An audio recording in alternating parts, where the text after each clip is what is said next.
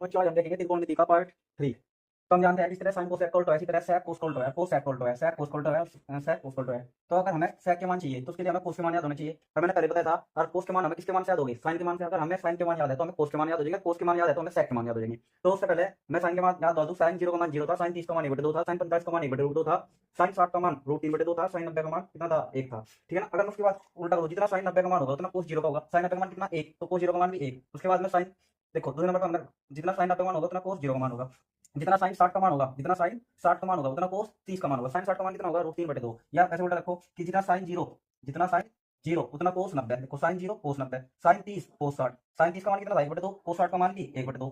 Sign 45, जितना sign 45 का होगा उतना कोस 45 का होगा, यानी कि 1/2। जितना साइन 60 का होगा उतना कोस 30 का होगा, और जितना साइन, ठीक है ना, जितना साइन 90 का होगा उतना कोस 0 का होगा।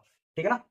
तो हम अब मान लो सेक के मान याद करने, तो सेक का जो भी मान है तो उसका कोस को उल्टा कर दो। जैसे हमने कहा सेक 0 का मान कितना होगा, सेक 0, तो सेक 0 का मान 1 का उल्टा 1। इसी तरह सेक, सेक कितना, किसका, 30 का मान, सेक 30 का मान हो जाएगा, कोस को उल्टा कर दो तो 2/√3, 2/√3 ये हो जाएगा हमारा सेक 30 का मान। उसके बाद सेक 45, सेक 45 1/√2 का उल्टा केवल √2 हो जाएगा।